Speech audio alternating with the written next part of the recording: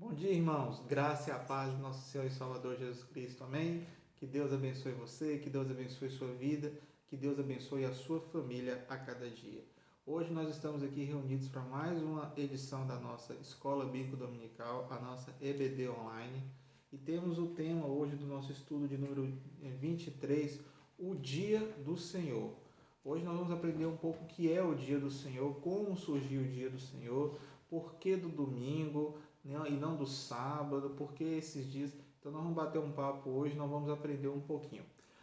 O nosso texto está no livro de Romanos, na carta de Paulo à igreja de Roma, aos cristãos que estavam na igreja de Roma, no capítulo 14, no verso 5, quando diz o seguinte: um faz diferença entre dia e dia, mas outro julga iguais todos os dias, cada um esteja inteiramente seguro em sua própria mente.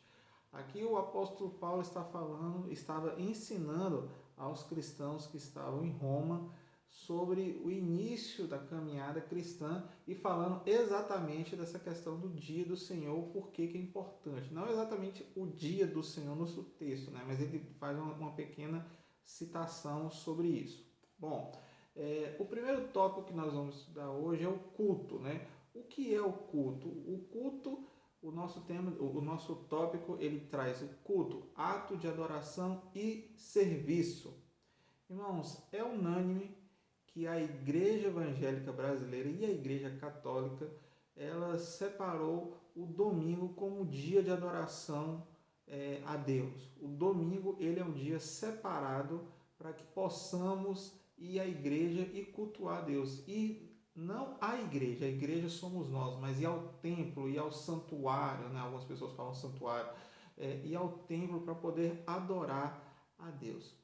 Bom, por que no domingo? Porque a grande maioria das pessoas, 90% da população, no domingo não exerce uma atividade remunerada, não exerce um trabalho. Alguns não trabalham nem no sábado, né? Não é a questão só do adventista, mas a questão da pessoa que não trabalha no sábado mesmo, não tem obrigação de um emprego no sábado. E no domingo também. Apesar que muitas pessoas trabalham no domingo, como policiais, médicos, enfermeiros, como pessoas que estão trabalhando no plantão, vigia, e esse tipo de coisa, e várias outras profissões. Mas, irmãos, é comum que a igreja cristã ela separou o domingo como o dia do Senhor. Mas por que tem tudo isso? Bom, quando Jesus veio ao mundo, no início da era cristã, no início do primeiro século, e viveu aqui durante aproximadamente 3 anos, exerceu o seu ministério, ele ensinou como era importante ter um dia separado para que pudéssemos adorar a Deus, né? Ir até o templo, o judeu ia na sinagoga, então ele ia até o templo, ele ia à sinagoga para poder adorar a Deus.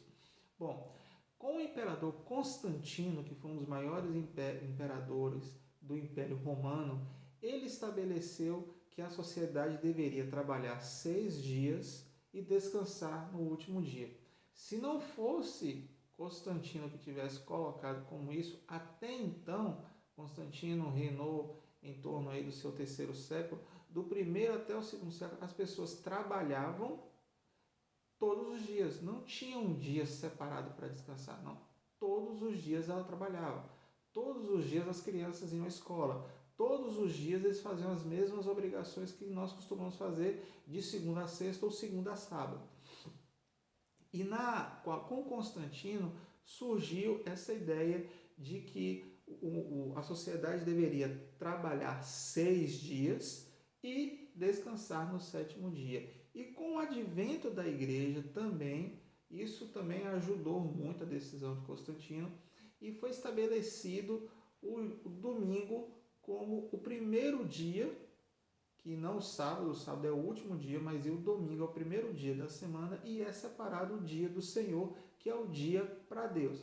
Então, o culto que nós vamos prestar no templo, né, que nós vamos nos reunir como igreja, como corpo, para adorarmos a Deus, ele é separado no dia do Senhor. Acredita-se que por isso que na palavra em inglês o domingo seja escrito como Sunday, é o dia do sol, o primeiro dia da semana. E os cristãos, eles realizavam o culto no dia do sol, era chamado dia do sol. Domingo era conhecido não como domingo, mas era conhecido como dia do sol. Talvez seja por aí que no inglês se use o termo Sunday para que você possa descrever o domingo, né? Então, o domingo cristão, ele tem um compromisso, o domingo cristão não, o cristão no domingo tem um compromisso com a sua igreja.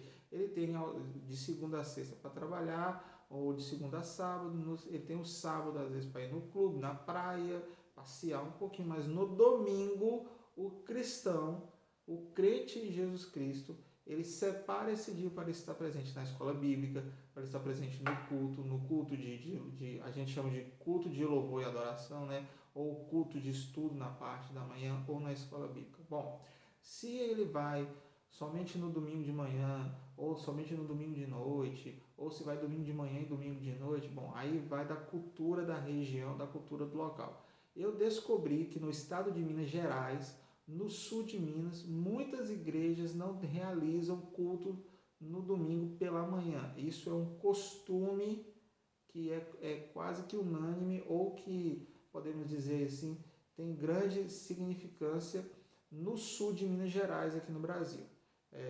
Mas se você for para algumas outras regiões, de repente não tem o culto no domingo à noite, às vezes, por exemplo, na capital, por ser muito perigoso, ou tem o culto, mas é um culto com menos pessoas, o culto que dá mais pessoas, às vezes é o culto de dia, porque aí as pessoas não têm que ficar andando, saindo tarde da igreja por causa de ônibus e tudo mais.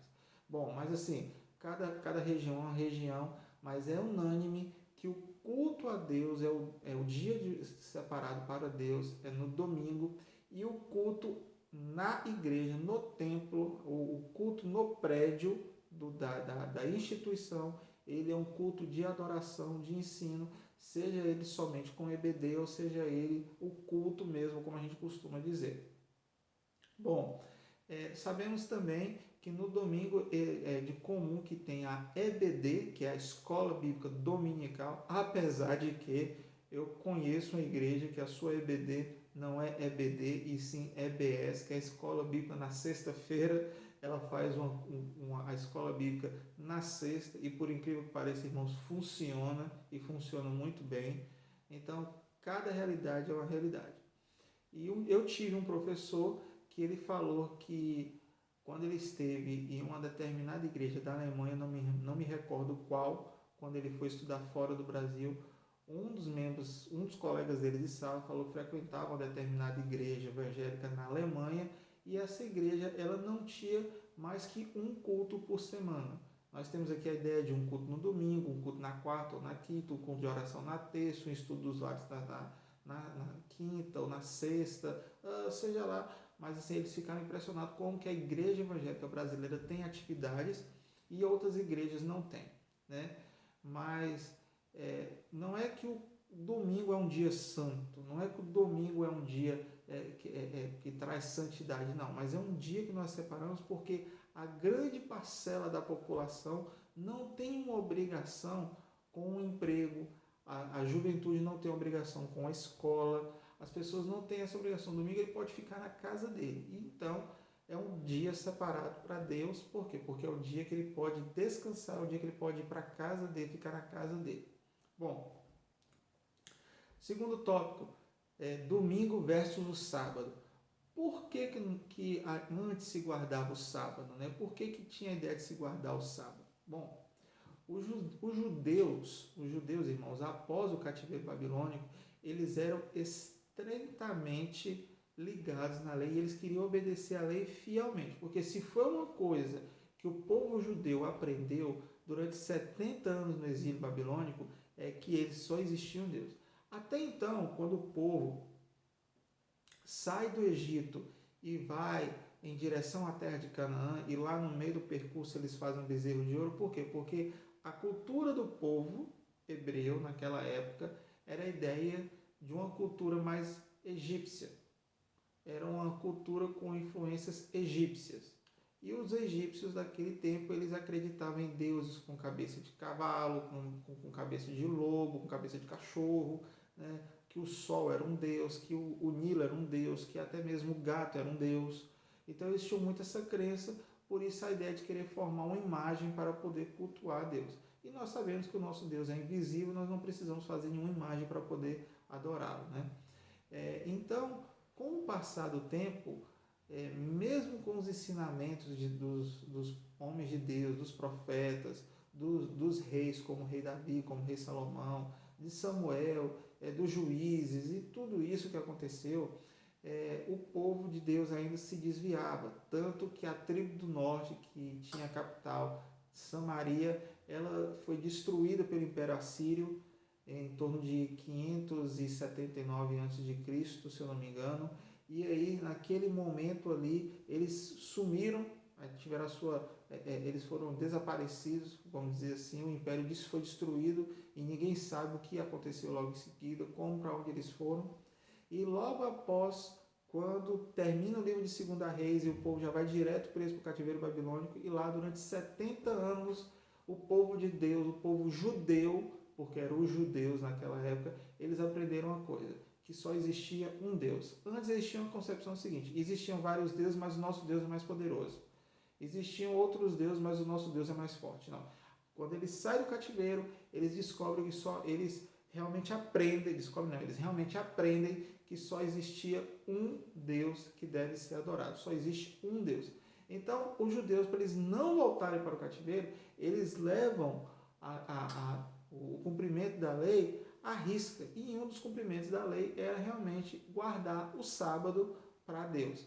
Então, quando Jesus começa a curar, começa a fazer milagres, começa a fazer curas e dar atenção para as pessoas no sábado, então, naquele momento ali, aqueles homens veem aquilo como uma afronta. Aqueles homens veem aquilo ali e ficam extremamente assim revoltados, porque Jesus ele estava fazendo algo que era contra a lei. No entanto, quando Jesus vai e fala, eu vim aqui para cumprir a lei e os profetas, e a lei era o Pentateuco, e os profetas são os outros livros da Bíblia que até então os homens a sociedade não tinha dividido a Bíblia como nós dividimos. Só existia o Pentateuco, que é Gênesis, Êxodo, Levítico, Números, Deuteronômio, e os outros livros eram chamados de profetas. Isaías, Jeremias, Ezequiel, Salmo, tudo era profeta. Eram os livros que eram profetas.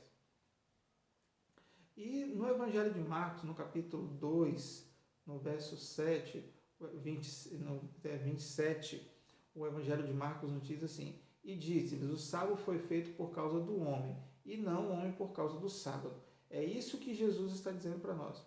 O sábado foi feito por causa do homem, e não o homem por causa do sábado. Ou seja, nós não temos que servir ao sábado. O sábado que tem que nos servir. E Jesus vem e dá essa quebra de paradigma, essa quebra de mudança, traz essa transformação de que a gente não tinha que colocar o sábado como num pedestal para adorar, mas sim tinha que ser um dia comum como qualquer outro, em que se fosse necessário curar, trabalhar, orar, ir para a igreja, não importa o que fosse, deveria ser feito, não importando qual a dificuldade que tivesse isso. Então Jesus ele vem e traz essa ideia para nós. E Jesus ensina que o dia do Senhor foi feito para beneficiar o homem. Porque o judeu ortodoxo, que é o judeu que veio pós-exílio babilônico, né, ele guardava a lei acima de tudo. Mas Jesus, ele não vinha para abolir a lei, mas ele era acima da lei, como ele é até hoje, porque ele é Deus. E o propósito do dia do Senhor é nos dar um dia de uma semana, um dia da semana, no qual nós podemos direcionar as nossas vidas, os nossos pensamentos, as nossas ações, tudo para Deus. Quanto mais nós pensamos em Deus no dia do Senhor, quanto mais nos dedicamos, quanto mais oramos, quanto mais buscamos, mais Deus vai buscar, mais Deus vai ter a oportunidade de falar conosco, e nós vamos ter a oportunidade de ouvir a voz dele. Até dizem, né, que há muitos anos atrás, algumas igrejas, inclusive a Igreja Batista, ela falava que crente não podia ir no cinema, no domingo, não deveria. Se bem que no domingo também fica meio complicado por causa do horário do culto, né? Não podia jogar bola, não podia fazer uma série de coisas no dia do Senhor, que era realmente o domingo. E Jesus ressuscitou no domingo, né? Então, um dos outros motivos que nós também usamos o domingo é justamente esse, né? Até a ressurreição de Jesus Cristo, e os seus discípulos guardavam, eles deveriam guardar o sétimo dia como o dia santo. Como eu falei, o sétimo dia não é o domingo, o sétimo dia é o sábado, né? Mas aí houve a mudança com a morte de Jesus, com a ressurreição de Jesus, com a imposição de Constantino e com a mudança que a sociedade foi levando ao longo das eras, ao longo dos anos, e tudo isso foi mudando para culminar no que nós temos hoje, né? O Novo Testamento nos dá total base para como os cristãos observarmos que o primeiro dia da semana é o dia do Senhor e esse dia é o domingo e não é o sábado. Então, por que no domingo? Nós temos várias citações, eu não vou colocar todas as citações bíblicas, mas eu vou ler algumas coisas para que nós pudéssemos pontuar e ter uma ideia. Mas por que o domingo? Terceiro tópico da nossa lição hoje. Jesus ressuscitou dentre os mortos no primeiro dia da semana e não foi por acaso. Nada aconteceu por acaso. E nada acontece por acaso. Tudo está debaixo do controle de Deus. Jesus ele ressuscitou no primeiro dia, no domingo, no primeiro dia da semana. E por esse ter ressuscitado no domingo e por devido ter nascido um decreto lá do imperador romano, nós guardamos então o domingo como separado do dia para o Senhor, um dia que nós vamos descansar. Até então não tinha, mas agora para frente tem. Segundo, né? Os discípulos estavam reunidos no primeiro dia da semana e Jesus lhe apareceu e disse: recebi o Espírito Santo e não foi por acaso. Bom, também no domingo, tudo o que acontecia na vida de Jesus, tudo que acontecia com os discípulos, tudo que aconteceu e acontece até hoje, há um propósito, há um motivo. Deus está no controle de todas as coisas e a mente de Deus vai além daquilo que nós podemos imaginar. Jesus esperou uma semana e no outro primeiro dia da semana, quando os discípulos estavam novamente reunidos, Jesus mais uma vez aparece aos discípulos. E também não foi por acaso. Está lá no Evangelho de João, no capítulo 20, no versos 26 a 31. Depois você pode dar uma lida em casa e ver. Jesus ele espera e depois ele aparece. Bom, a promessa da vinda do Espírito Santo cumpriu-se no primeiro dia da semana, no dia de Pentecostes, que caía no primeiro dia da semana, como está lá em Levíticos, no capítulo 23, no versículo 16, e também não foi por acaso. Por quê? Porque Deus ele controla e direciona tudo para que, primeiro, a glória dele se manifeste. Sempre a glória de Deus se manifesta. A glória de Deus ela se manifesta para quê? Para que o nosso Deus apareça, para que o nosso Deus seja engrandecido, para que o nosso Deus possa crescer cada vez mais. Como a própria palavra dele fala, o importante é que eu diminua e que ele cresça. Então, tudo acontece sempre de acordo com a vontade de Deus. Para quê? Para que ele seja engrandecido. O fato da promessa do Espírito Santo cumprir-se também no primeiro dia da semana não era uma mera coincidência. Aconteceu por quê? Porque era o propósito de Deus que acontecesse exatamente naquele dia. Vamos lá. No mesmo primeiro dia da semana, foi pregado pelo apóstolo Pedro o primeiro sermão evangelístico sobre a morte e ressurreição de Jesus. Atos 2, capítulo 14, aonde várias almas se converteram a Deus, aproximadamente 3.000 almas se converteram. Também não foi por acaso. O apóstolo Pedro pregou ali, falou das maravilhas do céu, falou das maravilhas que Jesus fez na vida das pessoas, falou das curas, dos milagres. Ele deve ter feito assim, aquele sermão o mais dentro da homilética possível, e ele ganhou ali 3.000 almas, e foi assim uma bênção, algo maravilhoso. E isso foi no domingo. E no primeiro dia da semana, no domingo, o apóstolo Pedro vai e faz uma das maiores ações evangelísticas mais impactantes da história da humanidade, e ele prega e anuncia Jesus ali naquele local, como está lá em Atos capítulo 2, versículo 14. Irmãos, isso é tremendo, porque nós vemos Deus controlando, direcionando tudo que ele quer que seja direcionado para que a vontade dele, o propósito dele, a ação dele, a glória dele se manifeste a cada dia. No primeiro dia da semana, os quase 3.000 convertidos, né? A gente fala, uns falam quase, outros falam 3.000, foram unidos na primeira eclésia, né? A primeira igreja, ou eclesia, né? Na primeira eclesia neotestamentária, como está em Atos capítulo 2, versículo 41. E também não foi por acaso.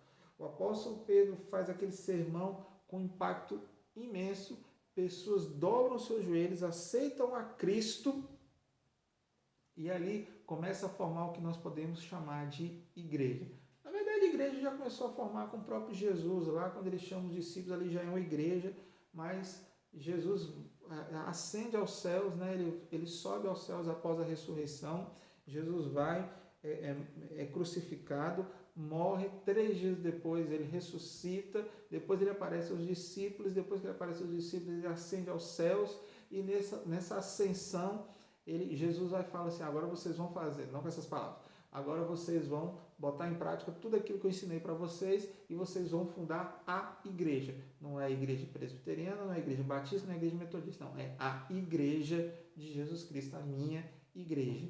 E ali começa no dia de Pentecostes, um dos maiores impactos ali, e pessoas ouvem falar do Evangelho em sua própria língua, e ali eles podem falar de Jesus, anunciar Jesus, pregar Jesus, e quando eles se dissipam, eles se dispersam, eles levam junto com ele a sua fé, o seu conhecimento e a sua mudança de vida em Jesus.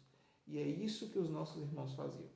Bom, no mesmo primeiro dia da semana, o rito do batismo cristão, em nome do Pai, do Filho e do Espírito Santo, foi administrado pela primeira vez, Atos capítulo 2, versículo 49, e também não foi por acaso. Ou seja, tudo acontecia e tinha um motivo, um propósito para acontecer. Próximo, o livro histórico do Novo Testamento registra que foi no primeiro dia da semana, na cidade de Troade, que os cristãos estavam reunidos e ouviram a mensagem proferida pelo apóstolo Paulo, em Atos capítulo 20, versos 6 e 7. Também não foi por acaso. A cidade de Troade, que nós vemos na Bíblia, ela recebe em latim um outro nome, e é com esse outro nome que nós brasileiros conhecemos essa cidade, que é a cidade de Troia. Então, quando você lê na Bíblia sobre Troade, Troade é Troia, Troia é Troade. Quando você falar Troade, é a mesma coisa de Troia.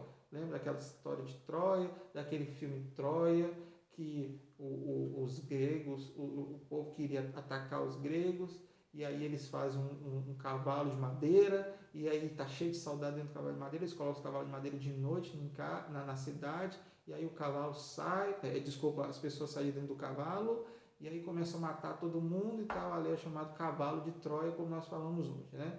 Tinha até um vírus de computador chamado cavalo de Troia e tal, uma coisa assim. Mas Troade é Troia, Troia é Troade.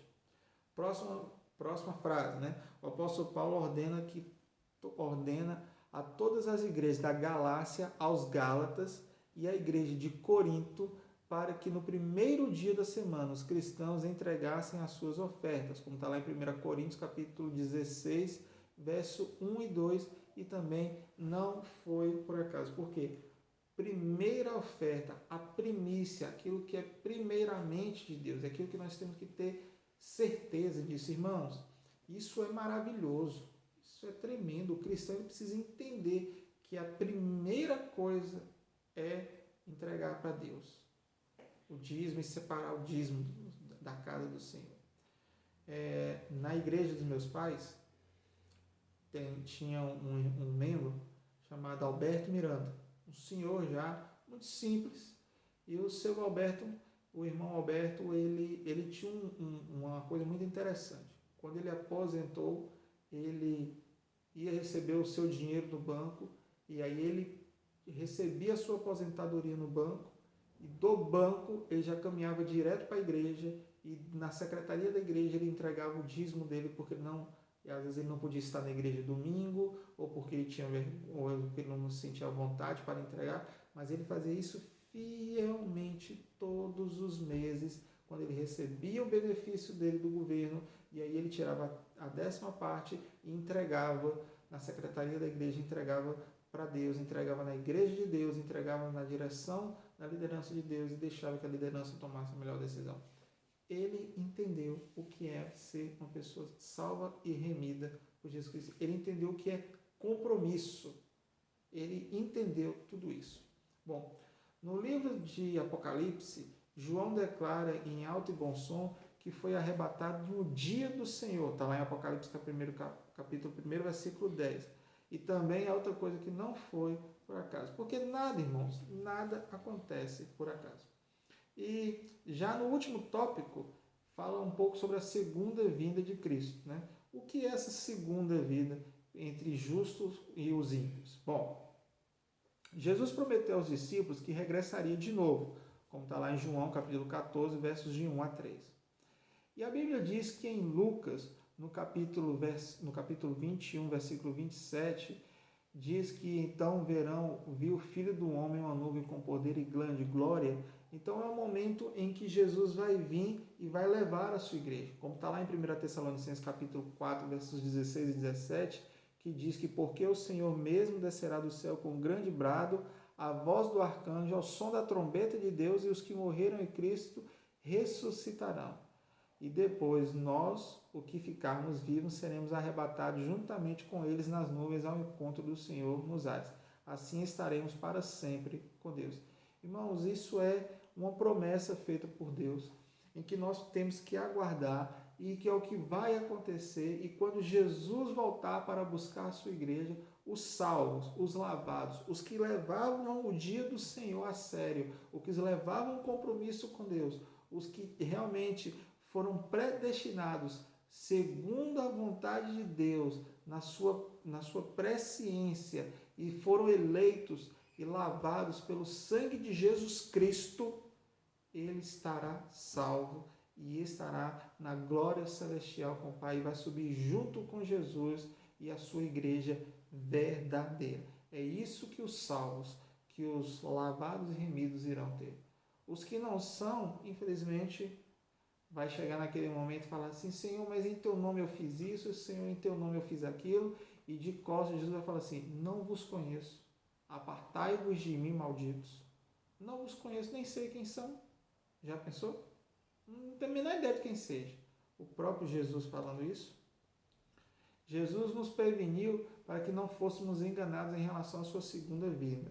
E nós temos duas questões aí, que é a reunião dos eleitos e a morte dos ímpios.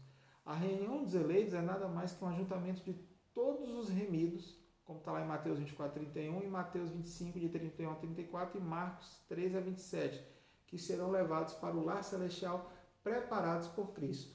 E a morte dos ímpios, mas para os perdidos, será um tempo de derradeira devastação, um tempo de terror. E qual é o próximo item na agenda de Deus? O que é que Deus mais pensa? O que é que Deus mais fala? Eu quero botar minha volta em prática. Eu quero colocar a vinda de Cristo na prática, a segunda vinda de Cristo. É isso que Jesus mais fala na Bíblia. Quando ele está aqui, ele cita da sua segunda vinda várias vezes, e o Novo Testamento ele menciona 318 vezes sobre a vinda de Cristo. A vinda de Cristo ele é a conclusão da batalha espiritual, da busca espiritual, do crescimento espiritual do servo, para que ele possa ir morar na glória celestial com o Pai. Seja Jesus vindo para cá e arrebatando a sua igreja, ou sendo essa pessoa morrendo, mas ela se encontrando com Cristo lá na glória celestial, na pátria celestial, na Nova Jerusalém, aonde nós estaremos por todos os dias, pelo resto de nossas vidas. E concluindo, irmãos, o dia do Senhor é algo que nós, a Igreja de Cristo, precisamos entender, obedecer e guardar. Nós estamos em comunhão no momento em que estamos na igreja, no templo.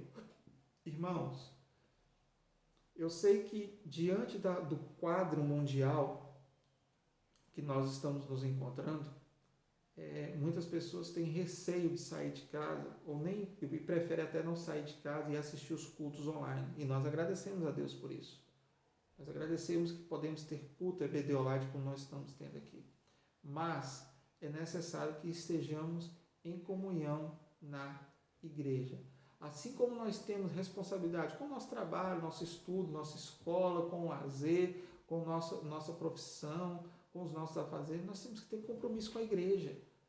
Os crentes salvos e remidos precisam ter compromisso com a igreja. O povo de Deus deve agir como um povo diferente. Nós precisamos mostrar mudança e transformação em nossas vidas para que as pessoas possam olhar para nós, ver em nós algo que os atrai. E o que é que atrai? O Espírito Santo de Deus. A ação do Espírito Santo de Deus sobre as nossas vidas. Vamos orar para nós só podermos encerrar? Pai, muito obrigado por tudo que o Senhor tem feito. Te agradecemos porque até aqui o Senhor tem nos guardado e nos protegido. Obrigado por tudo que o Senhor tem realizado em nossas vidas e que em nome de Jesus o Senhor possa nos guardar cada dia. Obrigado por tudo, em nome de Jesus. Amém. Que Deus te abençoe e que Deus te guarde.